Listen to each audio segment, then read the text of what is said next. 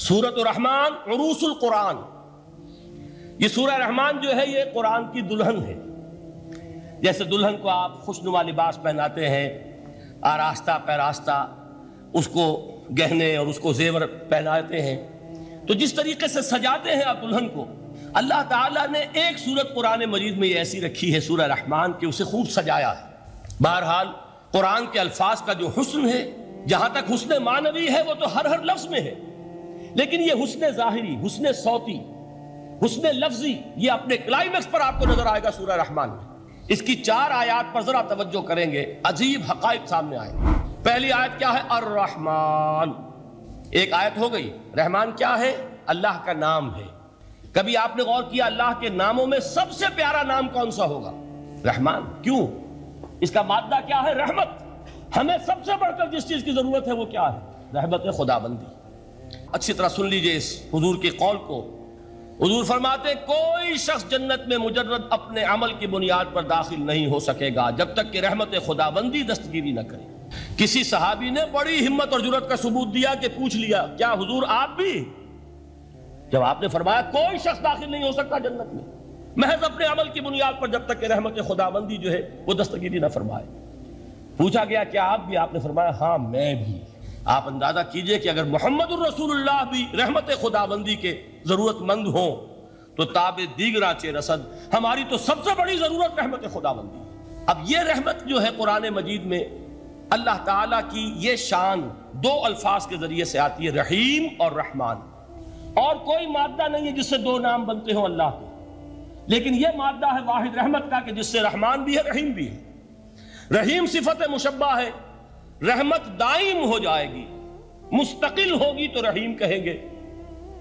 اور رحمان، اس میں رحمت کی ہے وہ شان ہے کہ جیسے ٹھاٹھے مارتا ہوا سمندر ہو، ہیجان کی کیفیت، طوفانی کیفیت، رحمت خداوندی کا طوفانی جوش، وہ ہے رحمان۔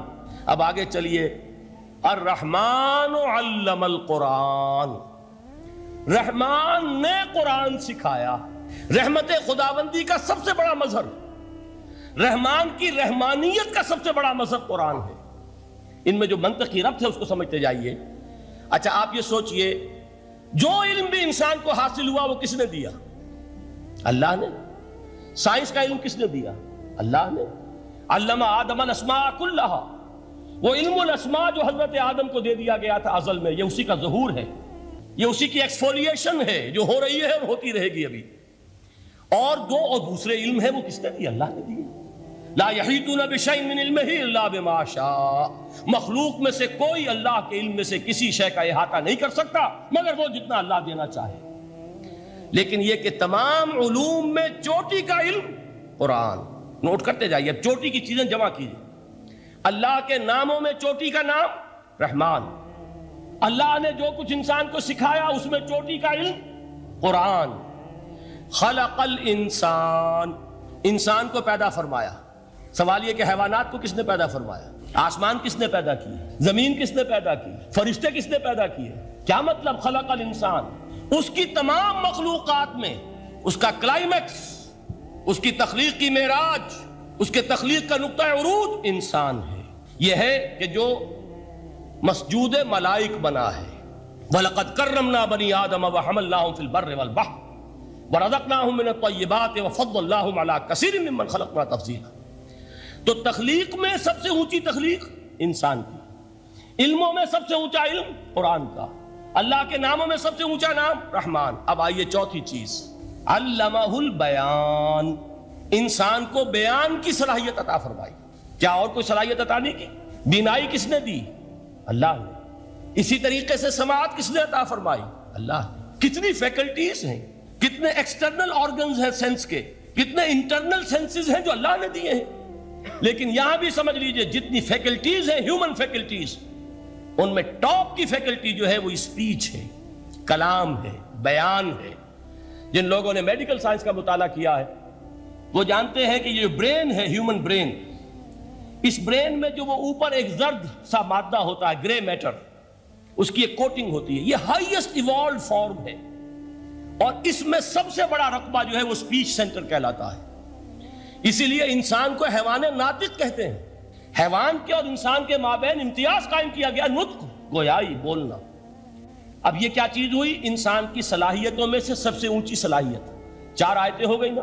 اللہ کے ناموں میں سب سے چوٹی کا نام رحمان، اس نے جو علوم پیدا کیے ان میں چوٹی کا علم قرآن، اس نے جو مخلوقات پیدا فرمائی ان میں چوٹی کی مخلوق انسان، انسان کو جو صلاحیت اور استعدادات عطا فرمائی ان میں چوٹی کی استعداد بیان۔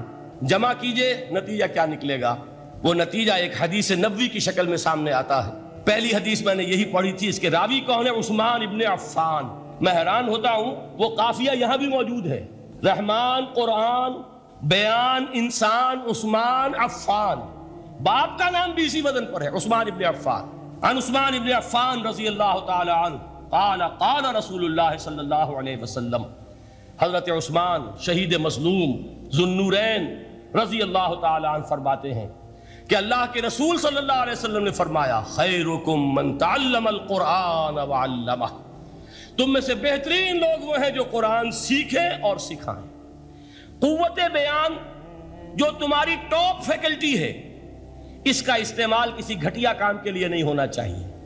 دیکھیے اردو میں محاورہ ہے کہ توپ سے مکھی نہیں ماری جاتی، توپ بنائی گئی ہے کسی بڑی شے کے لیے، مکھی مارنے کے لیے توپ استعمال نہیں ہوتی۔ یہ قوت بیان جو ہے، جو ٹاپ موسٹ فیکلٹی ہے ہیومن جو فیکلٹیز ہیں ان میں سے، اس کا استعمال بھی ٹاپ موسٹ ہونا چاہیے۔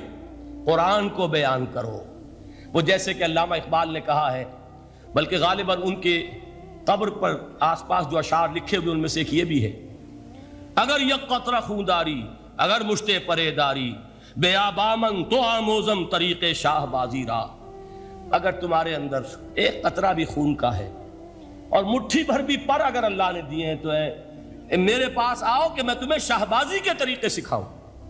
اسی طرح جان لیجئے، اگر اللہ نے قوت گویائی عطا فرمائی، اگر اللہ نے تمہیں حیوان ناطق بنایا، اگر اللہ تعالیٰ نے تمہیں یہ صلاحیت عطا فرمائی، اس صلاحیت کا مصرف دنیا کو نہ بناؤ، اس صلاحیت کا مصرف اللہ کے کلام کو پھیلانے پر اس کو صرف کرو۔